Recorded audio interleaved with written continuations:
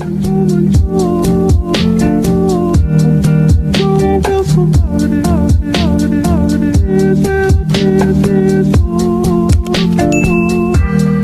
guys, it's Cass and AJ, and as you can tell, I'm Cass. I'm AJ. So today we're going to be comparing the Switch Lite and the full-size Switch, because we do have both. We ended up buying the Switch Lites first about a year ago, just over a year ago. We got them for Christmas last year. We had gotten 2 Switch Lites at the time, and then most recently got AJ the Switch for his birthday, so now we have both. So yeah, we're just going to do a little comparison now that we have both and we've gotten to experience them, and kind of just go through like the pros and cons of each system in case you're looking at getting one or already have one and are contemplating getting the other or anything like that. Yeah. So. Alright, so from my experience over the last over a year, I've noticed there's little bits of pros and cons to each one. With the Switch Lite, it's more compact. It's easier to bring with you everywhere you go, and as you can see, there's a not too much of a size difference here to do that. It's a little smaller, but it's easier to put, let's say, in a compartment in your car or in a bag, and it doesn't take up that much room. Mine actually fits in my purse. Yeah, see, and and with that, there is a significant difference in price as well. The Switch Lite only costs, depending where you're from, because where we are from, we're from costs, Canada, yeah, in Ontario. Yeah. So for us, the Switch Lite is like $279.99. So it comes to like $300 yeah. after tax, where the Switch came to. It was just over 400. Just over 400. It was almost like $450. Yeah, especially with the new ones that are out. Oh, the OLED. Yeah, the OLED. Yeah, we didn't get that one. Yeah, we got the Animal Crossing. We got the Animal Crossing one because it has a cool little print. Yeah, I don't know if you can see it. I don't know if Oh, you you can see it. Yeah. There you go. See the print on the back. Yeah. There is cons to the Switch Lite though. It doesn't dock to the TV unlike the normal Switch Lite. There's a limitation to games that you can play, such as Just Dance, any sports games like Nintendo Switch Sports. And a lot of that's because like it doesn't hook to the TV. Yeah. So like you can connect Joy-Cons to the Switch Lites, but I mean it's a lot harder when you have this sitting on a desk somewhere and you're trying to do something with the Joy-Cons. It's just a lot easier having it on the big screen to do that. And certain games like Super Mario Party, our buddy has that on his Switch and he would always bring it over, and it's a lot more fun to play with people. I don't know if you can play it by yourself, to be honest, but I don't know. Yeah. So either way, like it was more fun to play with people, and it was a lot easier having it on like a big screen instead of some small screen. So even though like the Joy-Cons disconnect from the big Switch and you can set up the screen, I don't know, it's just easier having it connected to the TV. After having the Switch Lite for a year and only having the Switch for about a month, like the Switch is just way more convenient when it comes to playing like multiplayer games specifically. Oh yeah. So.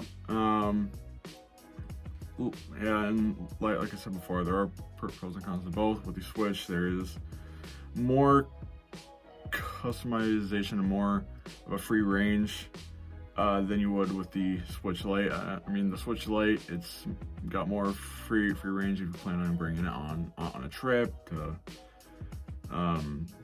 work, to play on breaks, but it doesn't have the availability of Joy-Cons cases.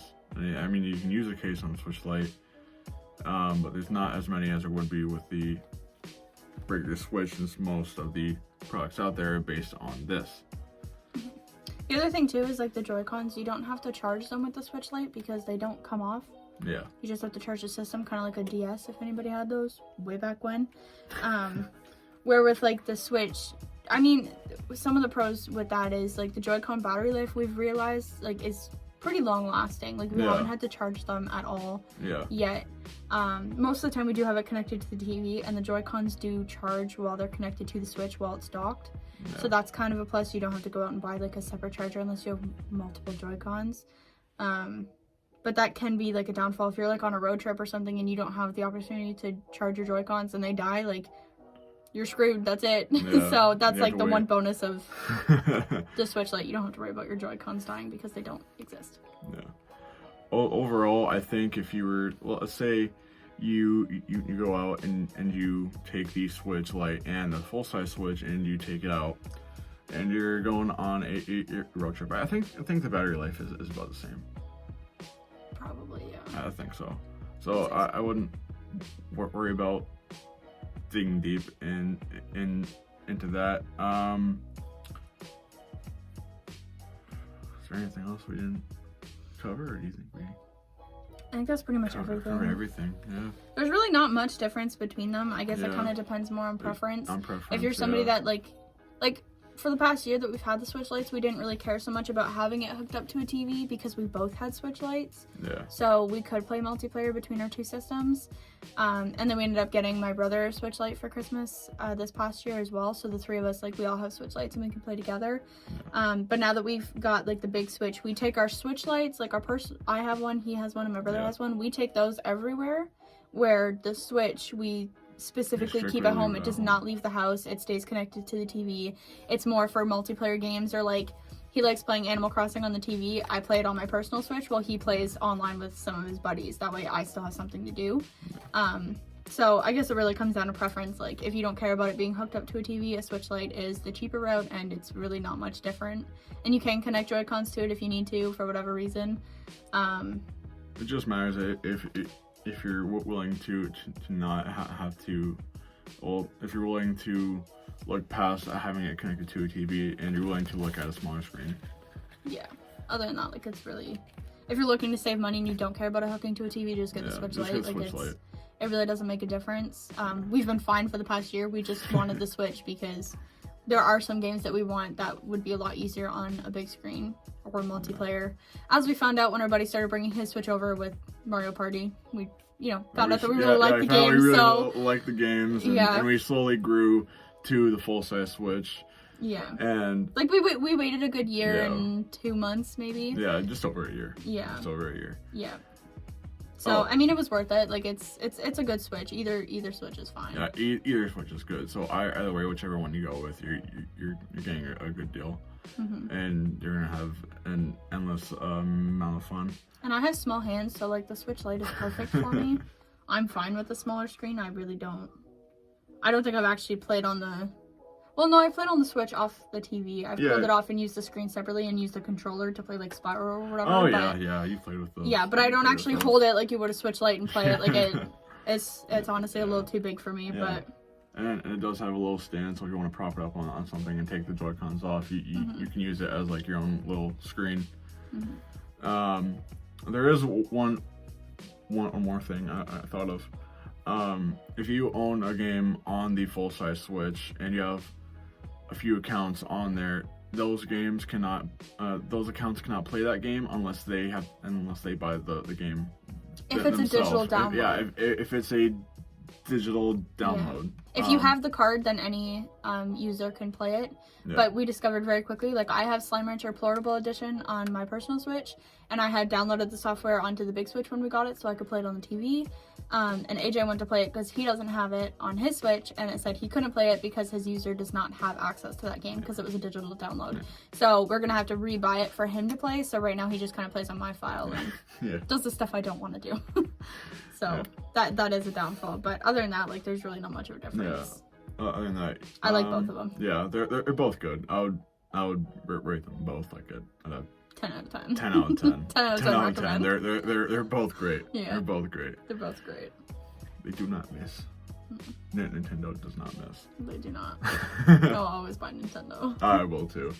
It's always gonna be a classic. I remember the first Nintendo I ever had was a Game Boy SP, the little flip ones. Yeah. I remember those. Yeah, my cousins had those. My first was a DS. Yeah, I That moved. was my first. Yeah, I had the Game Boy SP, then I moved up to the DS, and then I think after I went to the GameCube, and then Oh, I remember GameCube. the GameCube was awesome. Yeah. I remember the GameCube. Yeah. But yeah, I think that pretty much wraps up today's video. Obviously it's not much. Really, the biggest difference is price and Price, Joy-Cons and size. That's about it. Accessibility, really. That's all you really gotta look forward to. Yeah. Oh, there's one more thing. They don't they don't come with a lot of storage. So if you do have a lot of digital downloads, you're gonna have to buy an external SD card. Yeah, I got the 256 for that one. We have 128 for our personals.